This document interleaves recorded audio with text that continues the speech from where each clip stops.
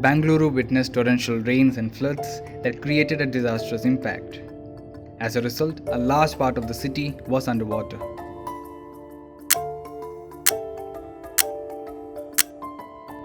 In the 1990s, Bengaluru, once a genteel city of gardens, lakes, and cool climate, rapidly became India's answer to Silicon Valley, attracting millions of workers and regional headquarters of some of the world's biggest IT companies.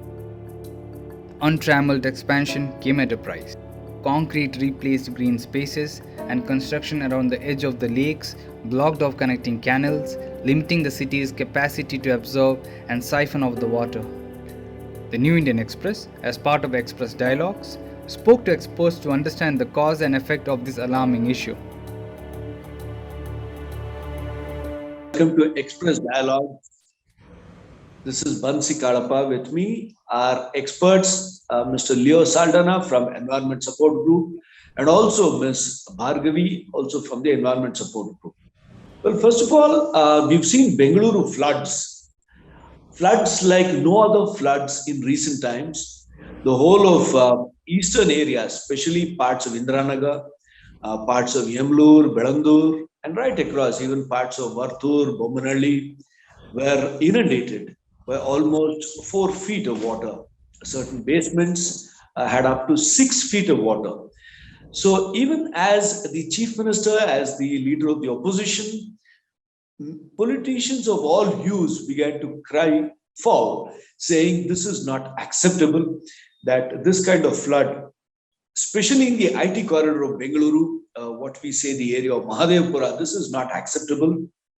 Even as they began to cry foul, locals who came on record said that there is nothing new about these floods, that they have seen these kinds of floods for many years. Now, they have explained that Bengaluru is on an elevated stretch and water drains out from Bengaluru across these natural waterways. And it flows towards Belandur, thereafter to Varthur, thereafter it flows into Hosur and Tamil Nadu. Finally, it goes into the sea. Now we have with us Mr. Leo Saldana, who is the head of the Environment Support Group. Mr. Saldana, how do you really look at this? Is this flooding new? Is this flooding, does it have a history behind it?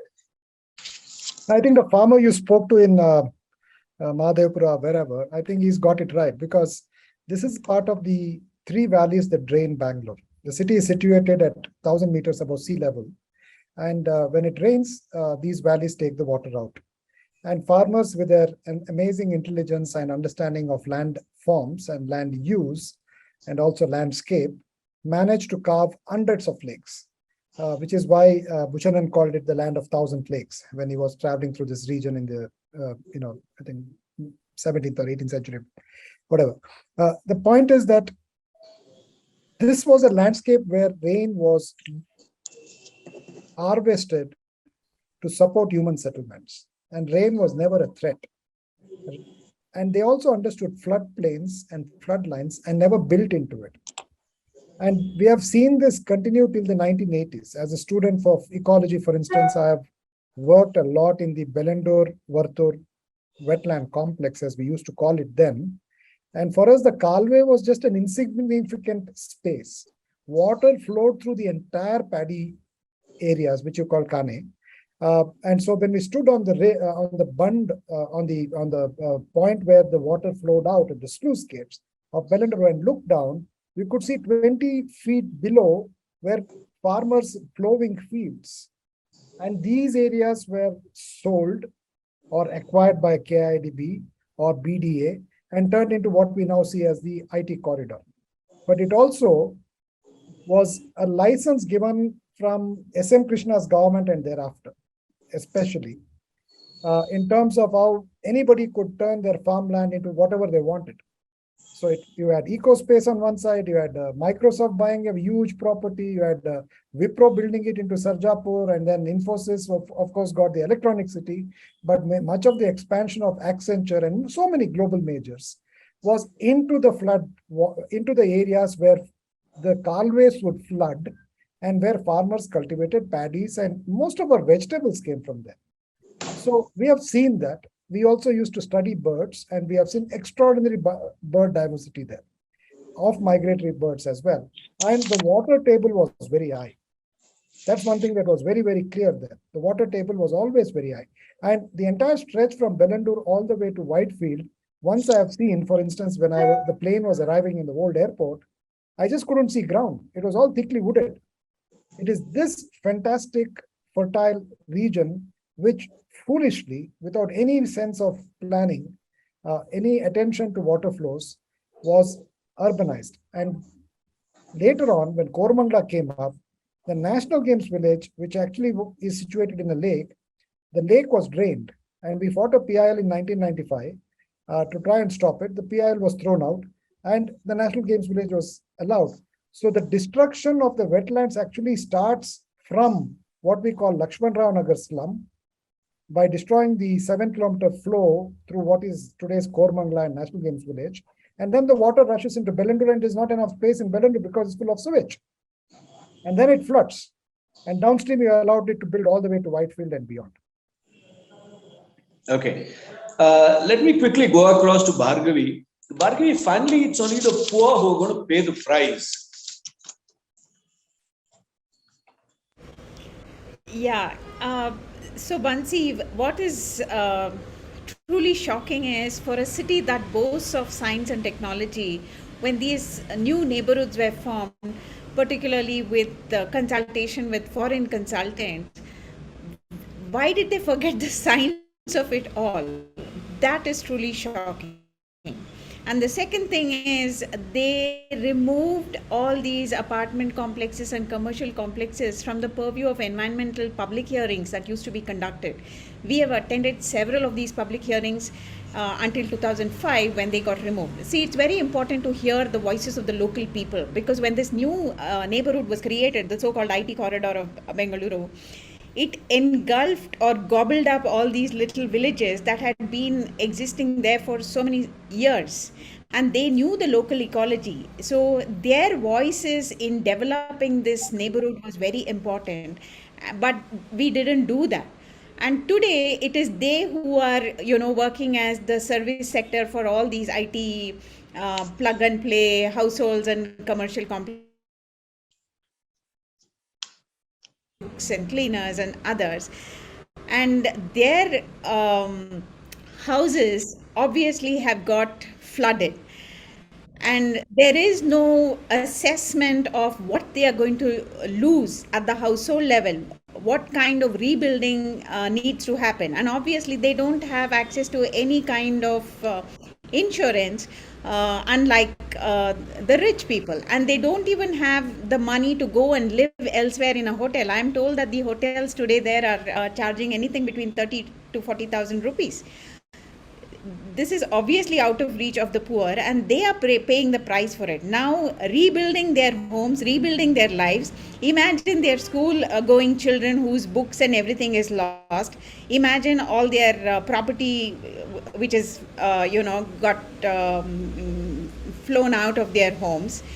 And then the next thing that they have to prepare for is the kind of diseases, the epidemic diseases that's going to catch up because of all the stagnating water, the water that has gone into their sumps and so on and so forth, which is bound to kick up typhoid and cholera and various other epidemic diseases. So they are forever scavenging and they are forever rebuilding their homes. Why can't a city plan for everybody? Why is it that, the rich are the ones whose voices are heard? And now with all the bulldozing that is happening, it is largely the middle class and the lower middle class homes that are being bulldozed.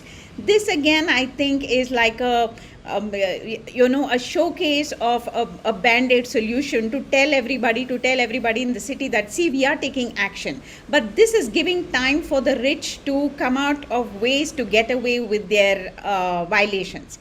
The next point I want to make is, many of them are saying that we did not know that this was such a landscape. When you're investing so much money, why would you not find out where your apartment or your villa is being built? that is a question that just beats me. And I think the ones who also gave clearances to such complexes should be held accountable today. Correct. Now back to you, Leo. The locals have explained that this is really a river system, because Nandi has multiple rivers which originate in the Nandi Hills in north of Bengaluru, and it flows down towards this area. This is really, they say, the South Pinakini, which also flows very close to the Vidhan Saudha area, goes through the city market area, and this is one of the drainways really, because Belandur being at a lower altitude than city market and these areas, Belandur and Mahadevpura, it finally flows via Belandur and goes towards Tamil Nadu. And they have explained a huge network of tanks and very large lakes, Belandur being only one of them. Belandur, Vartur, Kaikondrahalli, and a huge network of lakes and natural waterways, which have been choked. So what I want to ask you, is this recent? Is this flooding recent? Or have the authorities forewarned about this possible deluge in the future? Leo. See, for a lot of reasons, we should celebrate Kempegowda. But for all the wrong reasons, a statue of Kempegowda is put up in the airport and spending hundreds of crores of rupees. But the wisdom of Kempegowda is completely lost on Bommai, as it was lost on our preceding chief ministers. The reason why it happens is because when land values escalated, they managed to use that financialization of land to support the political parties of all use. So if you look at all our MLAs today, they're all got a strong background in having made billions out of real estate deals. And that is why the political parties are smug with the profits from that.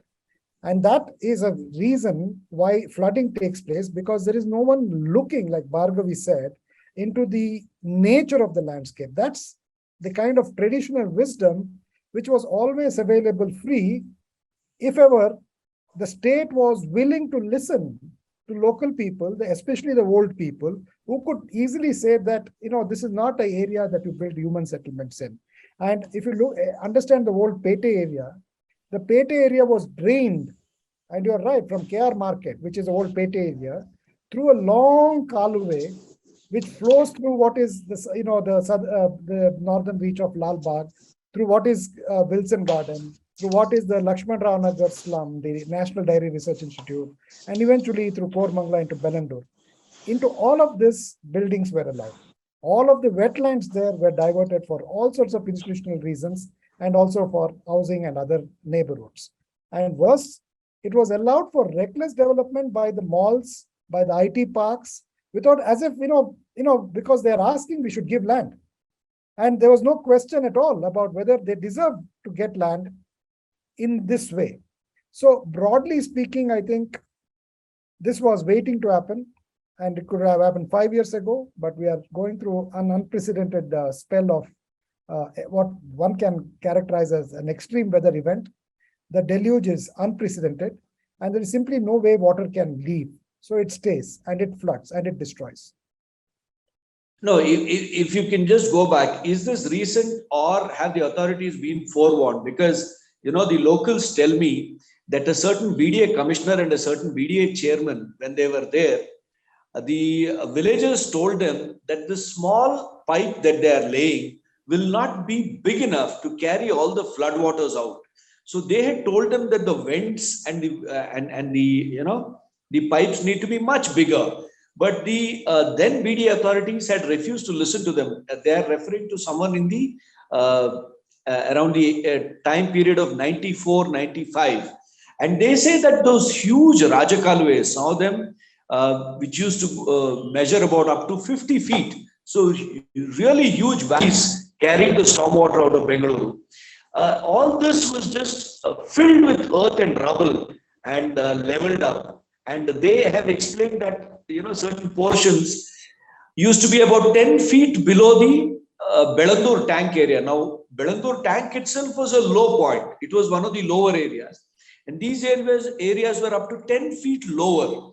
And the Rajakalwe, some of them, were huge valleys. All of them have been walled up, cemented, leveled up with earth and rubble, and nothing remains. So is this something recent or has there been a forewarning about this deluge, Leo? You're going back 30 years. At that time, I was in Civic Bangalore, and the petition I filed in 1995 exactly was on this issue. And Lakshmi Venkatachalam, I remember, was the commissioner. She was a respondent, and Dr. Ravindra later on became an administrator of Bangalore, and he was also chairman of BDA. And we have argued with them, and we have said, please do not do this. And I recall very well the Panchayat, Belundur Panchayat, passed resolutions against this acquisition and warned repeatedly. And they were very, very active. I think they also went to court. Now, they have done what best they could do to warn the administrators and the commissioners and planners that this is not foolishness, it is hubris. It is an hubris that comes with executive and political power coalescing with corporate power and discarding traditional knowledge and wisdom which has evolved over hundreds of years. And also the concern that the local farmers expressed. They were not saying, stop the city. They were saying, build a city which doesn't get destroyed by itself. And none heard. And you're right that all the wetlands, which were at a much lower point, because the water from Belundur flowed out into a lower point where farmers cultivated. And we have seen that. We have walked through that. We have, in fact, in Vartur area, I still remember actually washing my face in the water. It was so clear. It was not as contaminated as we now find it. The neglect is one aspect, but the active concretization in many forms of the Kalways, constricting it and putting pipelines to take this water. And you have to understand 45 to 50 square kilometers of Bangalore's built area, starting from the ridge in Lalbagh, drains through Belundur. The waters from Begur, which is about 8-9 kilometers, from Belundur, which is towards the electronic city, drains through Belundur. So, and the water from Sankey Tank drains through Belundur. That's why it's called Kormangla Belundur, the whole Kalway, it's a very long Kalway. And Tipu Sultan knew it. Tipu Sultan sustained a lot of the settlements by drawing water from it. The British knew it. Alsur Lake and Sankey Tank and Miller's Tank was built by Colonel Sankey to ensure that the cantonment area was water secure. They used the flood waters, they used the Kalways, diverted into these lakes, managed to hold it for a while and ensured that the human settlements did not get flooded. Now, when you don't want to listen, I cannot force you to listen. This is typically the response of BDA. I deal with them in court in multiple public interest litigations, and I find this type of attitude almost always present in all of their responses. 2 years ago, when Chief Justice Oak asked them to do a survey of all the Raja Kalways, he gave them 2 months' time to finish the survey of the Raja Kalways and remove the encroachments. We are 2 years later and no action has been taken. So I would say it's a criminal non-compliance because people's lives and livelihoods are destroyed and one person has already died. And my fear is in future, if we continue like this, the type of deluge we have had, if it becomes frequent as is expected in climate change scenarios, the bund may collapse. It has happened in Ulimavu 3 years ago. And people were sleeping in the night and many houses got flooded. What if people are sleeping and they cannot get out and dozens die? So it's like, you know that this is going to happen and nobody wants to work on it. And you don't need a court order for this. And courts have given the best orders possible. Okay. Over to you, Bhargavi. It's usually the women who are the worst sufferers because they might remove a house or two, and this is all for the optics. They might remove a house saying this is the house that is the cause of it all, but all of us know that the problem is much bigger, much larger, and the solutions need to be much bigger, and a comprehensive solution is necessary. Bhargavi. Yeah, see, water is at the center of all issues where women are dealing with. Women literally bear the brunt of it, from collecting water in the early hours of the morning to closing the households before they go to bed. Again, which probably ends with collecting water and securing water for the next day. So in a situation like this, if you look back into the planning and all the consultations, whatever little consultations have been held, women have hardly been there. And now it is women who are going to again face the problem of rebuilding their homes and things like that. But there is no way where, they are given any preference in terms of, leave at the job or centers where children can be taken care of, the sick can be taken care of, or provisions for a quick loan. There are no assets on which they can take a loan also. I don't know if many of them even have a bank account. So I think banks should also come forward. So there are many things that people can do, and institutions can do, departments can do. I wonder if the Anganwadis there are even running, because I have been part of a study where we evaluated some of the Anganwadis there.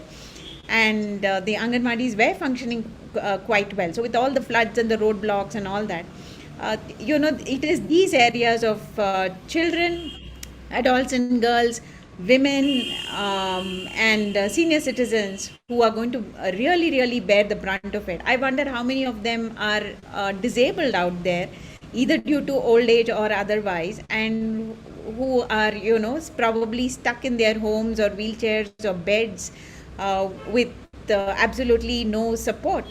I think these are areas that require urgent attention, and something like this requires a ward level assessment of the vulnerable communities, mapping of the needs in these areas, and addressing these areas. So the disaster management cells that have been created should also look into these, and this has to be a systematic thing, because we know how we responded to the COVID situation. We did not prepare for this. So tomorrow there's going to be one more crisis, either with air pollution or something else, and then again we're going to see the poor people bear the brunt of this. So when is it the city is going to be ready for such risk mitigation and management and early warning systems? There's no point in our weather telling us that it's going to pour tonight. Do we have systems in place to evacuate these people in the middle of the night, or give them proper homes for a fortnight till all the water recedes? These are questions that we need to ask our city administrators, and fix these problems at every ward level. I think that will be the way to go. So again, that calls for ward level governance, fixing ward committees, elections, and we've been functioning without a mayor in the city. These are questions that people need to ask, and I think it's time people come out on the roads and demand these things. These are our rights, right? Citizens' rights, and they need to be addressed. Yeah. Well, thank you. So successive administrations have been insensitive really to this problem. Will they respond to this? Will they open their eyes and ears and their hearts to understand this problem before they can really work out solutions? These are questions before us. Thank you, Leo Saldana and Bhargavi from Environment Support Group that has been in the forefront for fighting for Karnataka's and Bengaluru's and largely India's ecological issues of concern. Thank you for joining us on this program. Thank you, Bansi. Thank you, Bansi.